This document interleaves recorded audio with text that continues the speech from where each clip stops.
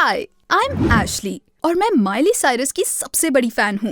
Tell me, क्या आपका कोई आइडल है? अगर आप मेरी तरह है तो अपना हाथ उठाए। ग्रेट। क्या आप कभी अपने आइडल से मिले हैं? नहीं? वैसे मैं माइली साइरस से एक बार मिली हूँ। क्या आप जानना चाहते हैं कि ये कैसे हुआ? तो आओ सुनो मेरी कहानी। मुझे बचपन से ही माइली साइरस बहुत पसंद थी। उसका पहला म्यूजिक वीडियो देखते ही मुझे उससे प्यार हो गया था। ऐसा लगा जैसे मेरे अंदर कोई बिजली सी कौंधी हो। और उस मोमेंट में मेरे अंदर कुछ बदल गया। मैं अपने चारों तरफ सिर्फ माइली को देखना चाहती थी। मेरे रूम की दीवारें उसकी तस्वीरों से ढकी हुई थी। मुझे उसका हर गाना मुंह जुबानी याद था। मैंने उसकी तरह कपड़े पहनना शुरू कर दिया और अपना हेयर कट भी बदलकर उसकी तरह रख लिया। जब वो अपना अपीयरेंस चेंज करती तो मैं भी अपना अपीयरेंस चेंज कर देती। स्कूल के बाद थोड़ा बहुत रिजेम्बलेंस मेरे लिए काफी नहीं था। मैं बिल्कुल उसकी तरह लगना चाहती थी, इसलिए मैंने कुछ प्लास्टिक सर्जरीज करवाई ताकि मैं हूबहू उसकी तरह दिख सकूं। आपको लगता होगा कि मैं पागल हो गई हूँ, लेकिन ये मेरी जिंदगी के लिए बहुत मायने रखता था। मैंने माइली की तरह बात करना शुरू कर दिया था, उसकी तरह बिहेव करती थी और शायद उसी की तरह सोचने भी लगी थी। और फिर कुछ ऐसा हुआ जो मैं हमेशा से चाहती थी। हमारे शहर में माइली साइरस का कॉन्सर्ट होने वाला था।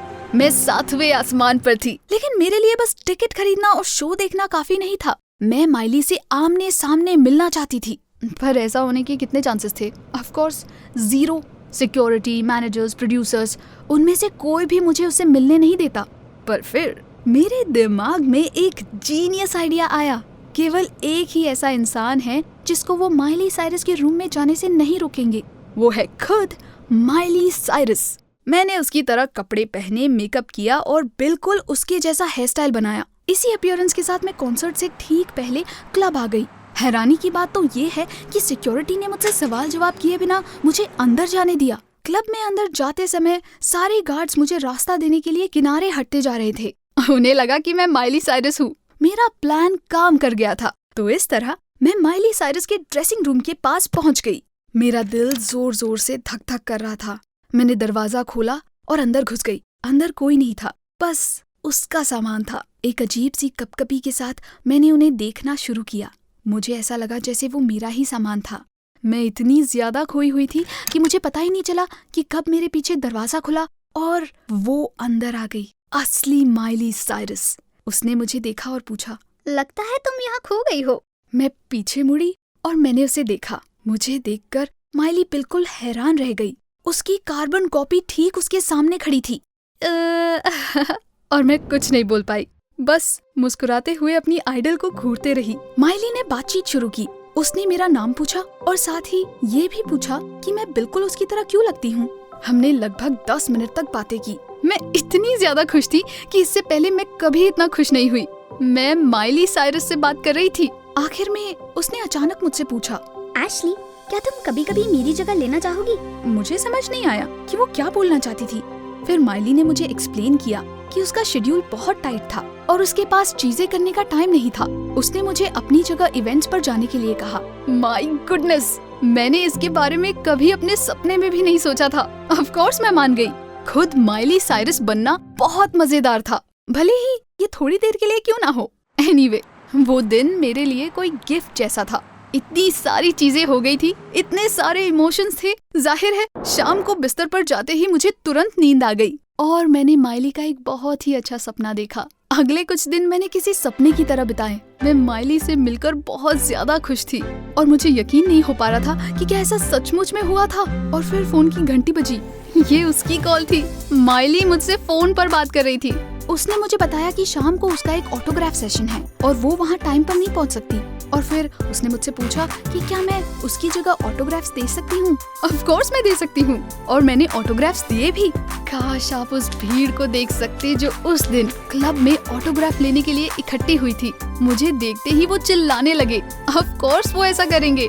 मैं असली माइली से बिल्कुल भी अलग नहीं लग रही थी। ये बहुत ही अच्छा एक्सपीरियंस था। 1 मिनट के लिए तो मैं ये भूल गई थी कि ये मेरे नहीं उसके फैंस है। मैं ऑटोग्राफ्स देती जा रही थी और सुन रही थी कि मैं कितनी कूल हूँ और वो मुझसे कितना प्यार करते हैं। That was really cool. और मैं इसके लिए माइली साइरस की बहुत शुक्रगुजार थी कि उसने मुझे अपनी जगह वहाँ पर जाने दिया। कुछ दिनों बाद उसने मुझे दोबारा कॉल किया और बताया कि उसका एक रेडियो इंटरव्यू है और वो वहाँ नहीं जा पाएगी। एशली, क्या तुम एक बार फिर से मेरी जगह वहाँ जाकर लिसनर से बात कर सकती हो? ये किसी यूजुअल ऑटोग्राफ सेशन से थोड़ा ज्यादा मुश्किल था, क्योंकि वहाँ मुझे बस फैंस के लिए कुछ अच्छे गुड विशेस नहीं लिखने थे। रेडियो पर मुझे माइली साइरस की जगह बात करनी थी और ये सोचना था कि वो उस सवाल का क्या जवाब देती। ये ज्यादा मुश्किल काम था। ये काम मुश्किल तो था लेकिन इंटरेस्टिंग भी था, इसलिए मैं खुशी खुशी मान गई। मुझे कहना पड़ेगा, इंटरव्यू बहुत अच्छा गया। किसी को जरा सा भी शक नहीं हुआ कि मैं असली माइली साइरस नहीं हूँ। मैं इतना कॉन्फिडेंस के साथ बोल रही थी कि एक बार तो मुझे खुद लगा कि कहीं मैं असली माइली तो नहीं, मैं ही असली वाली हूँ और सारे फैंस, शोहरत और सबका प्यार भी मेरा है। टाइम बीतता गया और फिर मैं नहीं रही। I was Miley.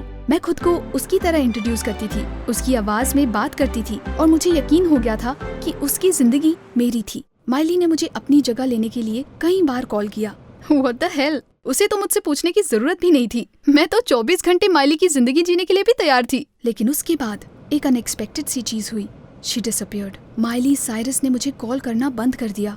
जब मैं खुद से कॉल करने की कोशिश करती थी तब वॉइस मेल पे मुझे बताया जाता था कि वो नंबर अब सपोर्टेड नहीं है। ऐसा क्या हो गया था? क्या वो ठीक थी? मैं हर दिन माइली के बारे में सारे न्यूज देखती थी, लेकिन उनमें से कुछ भी अनयूजुअल नहीं था। माइली ने 3 और कॉन्सर्ट्स किए, ऑटोग्राफ सेशंस में गई, फैशन मैगजीन के कवर के लिए मॉडलिंग भी की और वो सब कुछ अपने से कर रही थी।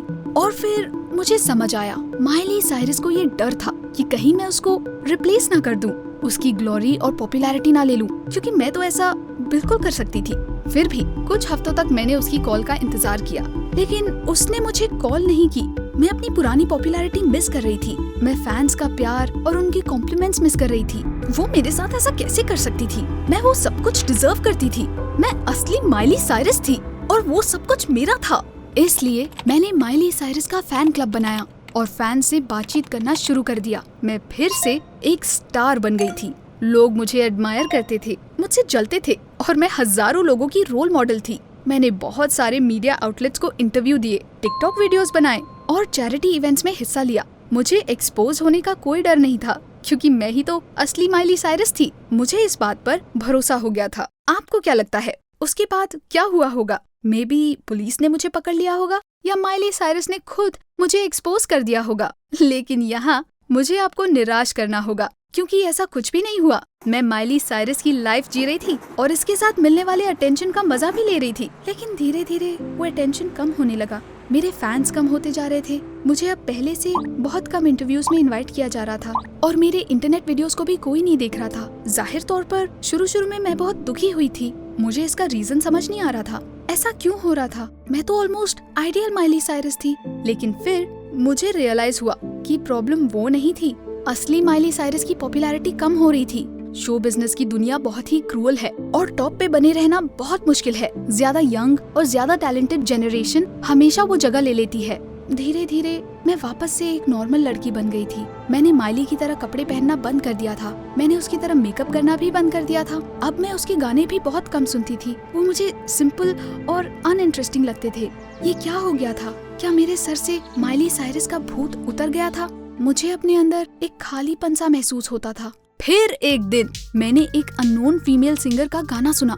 उसे सुनते ही ऐसा लगा जैसे मेरे अंदर कोई बम फूट गया। मुझे तुरंत उससे प्यार हो गया। फिर मैंने उस आर्टिस्ट का दूसरा गाना सुना, फिर तीसरा, फिर चौथा। उसके गानों ने मुझे वश में कर लिया था। मैं खुद को रोक नहीं पा रही थी। लेकिन ये गाने कौन गा रहा था? मैंने उसका नाम गूगल पर सर्च किया और मुझे हरे बालों वाली लड़की दिखाई दी। She was so cool. मैं फौरन उसके बारे में सब कुछ जानना चाहती थी। मैं चारों ओर बस उसे ही देखना चाहती थी, उससे बातें करना चाहती थी। मुझे कोई ऐसा मिल गया था जिसके लिए मैं जी सकती थी, और वो थी बिली आइलिश। मैंने माइली साइरस के सारे पोस्टर स्टोर रूम में डाल दिए, क्योंकि अब बिली की तस्वीरों ने उनकी जगह ले ली थी। मैं दिन रात उसी के गाने सुनती थी, इंटरनेट पर उसके वीडियोस देखती थी। मैं उसकी तरह दिखना चाहती थी। मैंने अपना हेयर कट चेंज कर दिया और अपने बाल कलर करा लिए। मैंने उसकी तरह कपड़े खरीदे और उसकी तरह मेकअप करना शुरू कर दिया।